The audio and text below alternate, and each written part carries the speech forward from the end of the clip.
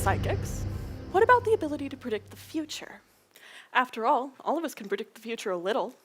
We all know that it's going to be colder in wintertime. But how great are our powers of prediction really? We all know that traffic might be slower when it's raining outside, but do you really know how many car accidents there'll be? How many people will be hurt and need to go to the hospital? And how many people need to be at the hospital to help them? Well, at first glance, no. We can make educated guesses, but there's bound to be mistakes. And when it comes to teams that save lives, mistakes are a big deal, especially when we begin to look at it on a national scale. In New Zealand, we have 220 hospitals, a $17 billion annual healthcare budget, and 1 million people visit the emergency department every year. So any mistakes in predicting hospital staffing needs have major environmental, economic, and social impacts. Despite all the wonders of modern medicine, the ability to accurately predict hospital staffing needs continues to elude us. In order to take all of those variables and make an accurate prediction, well, you'd need a psychic. Let's meet that psychic. Introducing artificial neural networks. This is a type of computer learning algorithm. Artificial neural networks get their name from their inspiration, neurons, like the ones in our brains. On a fundamental level, neurons are cells with connections in between them, and each cell talks to the other cells using those connections. In an artificial neural network, there are nodes, or centers, with connections in between them, and each cell, or each node, talks to these other nodes using those connections. These nodes fall into 3 categories: those that accept inputs, those that produce outputs, and some hidden layers in between. Using an example, let's say an artificial neural network has the task of deciding if something is most likely a dog, a cat, or a turtle. Those become our outputs. Sensible inputs might therefore be if it's furry or if it meows. Using the example of a cat, these inputs become yes or no options. Then in the hidden layer, each node is responsible for making a simple decision based on those inputs. In this case, it's more likely to be a dog than a turtle because it's furry. It's more likely to be a cat than a turtle because it's furry. And it's more likely to be a cat than a dog because it meows. Those outputs are added together, and a final decision is reached, cat. Using another example, let's say it gets something like this. It's furry, it's not furry, but it meows. Once again, in the hidden layer, each node takes these inputs, makes a simple decision. It says it's more likely to be a turtle than a dog because it's not furry. It says it's more likely to be a cat than a dog because it meows. But let's say it makes a mistake. And it says that it's more likely to be a turtle than a cat because it's not furry, and an output is reached, turtle. Awkward. This is how networks learn. They go through a training phase where they get feedback. The artificial neural network can then take that feedback and go back to the decision that was mistaken, and then find the inputs that led to that decision. If in this case, it was more important to reaching the final decision, meowing, then that input is weighed more heavily so that the next time that it reaches a similar problem, the correct output will be reached. Run the program through a few thousand training runs, and you end up with a system that's almost never wrong. Going back to our original problem, the outputs become our hospital staffing needs, say 10, 20, 30 nurses. Our inputs become things like flu season and if it's raining outside. Add more and more inputs, more and more hidden nodes, and we start to develop a really useful tool for predicting hospital staffing needs. The most convenient thing about applying this in a hospital environment is that the perfect set of training data already exists. Every person that's visited the hospital in the last 10 years, when, why, how long, and why they were there, it's all recorded. Every kid falling out of a tree, every rugby injury, every heart attack, it's all there. Using historical data to train the network, it can then, on a given day, predict the estimated amount of bed usage, then the type of patients supposed to be in that bed, and that from there, the level of care that they will need, and then the level of staffing required on a given day. Compared to traditional statistical models that are only 80% accurate, Artificial neural networks have an accuracy between 90 and 95%. So not only are they more accurate, but they can make these predictions up to 3 months in advance. In application, this means that you can make a roster 3 months in advance. It also means that you can make a chart like this of scheduled predicted patient arrivals. And should a high number of predicted patient arrivals be estimated, then interventions can be taken to free up bed space, like moving patients to different wards or rescheduling elective procedures. Let's look at an example and see how this works. Congratulations, everyone. You are now an orthopedic surgeon in a hospital. You have 2 jobs in this world. One is performing planned knee surgeries that are scheduled well in advance. And the second job is to repair broken legs that come in with absolutely no warning whatsoever.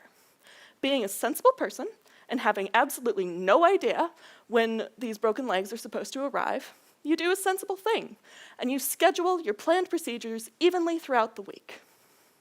Now, what happens if the broken legs arrive here and here?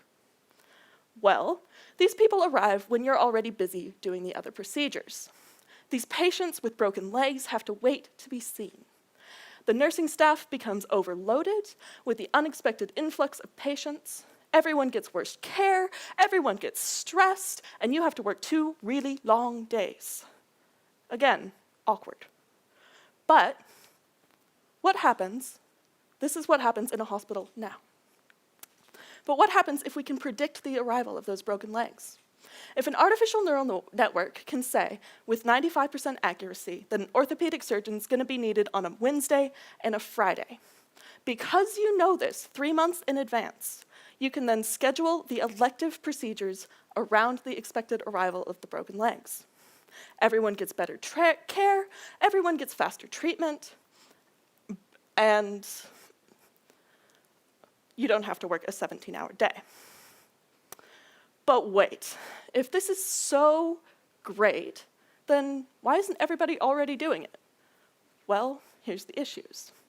Formatting medical data into a usable set of inputs is a major effort, and it's going to require a substantial cost to implement of $5 million for your average size hospital, plus $200,000 a year of ongoing maintenance costs.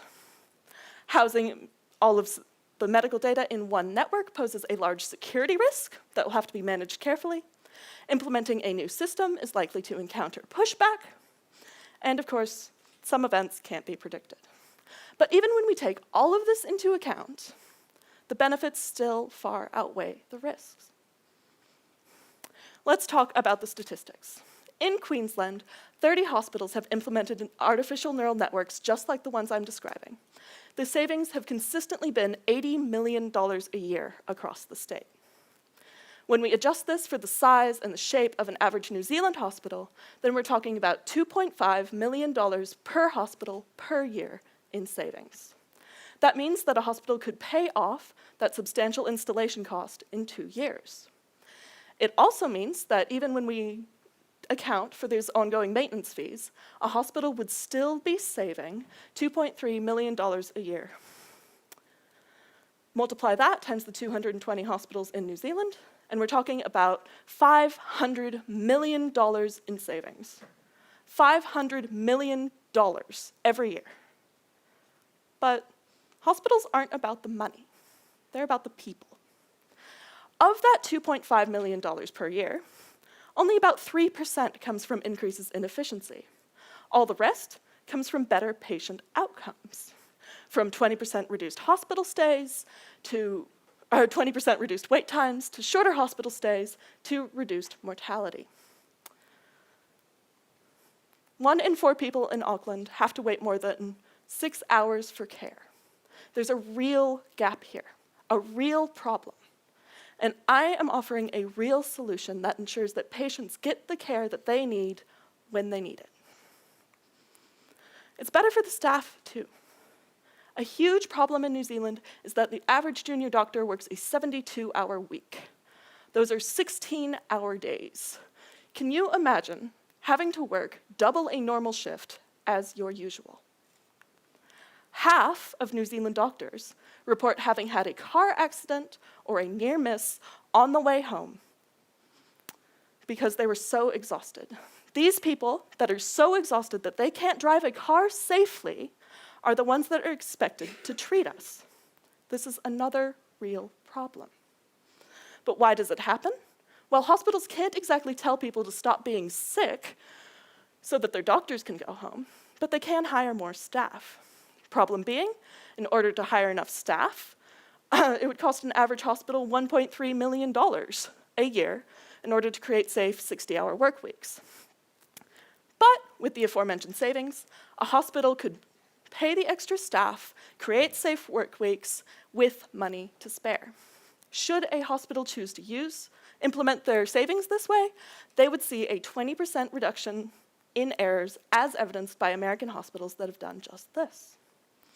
Environmentally speaking, in New Zealand, healthcare accounts for between 3 and 8% of greenhouse gas emissions.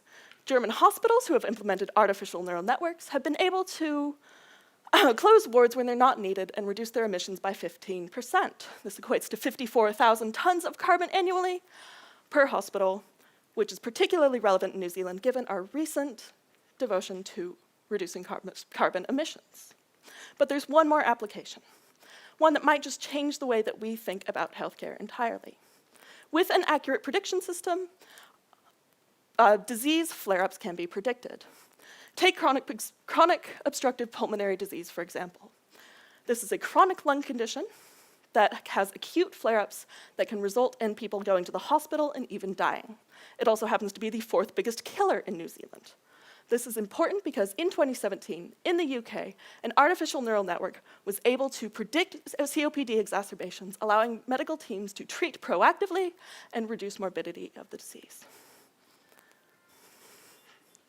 In summary, artificial neural networks in New Zealand hospitals will allow us to predict illness, save lives, prevent mistakes, improve working hours, save millions of dollars, and reduce emissions with no crystal ball required.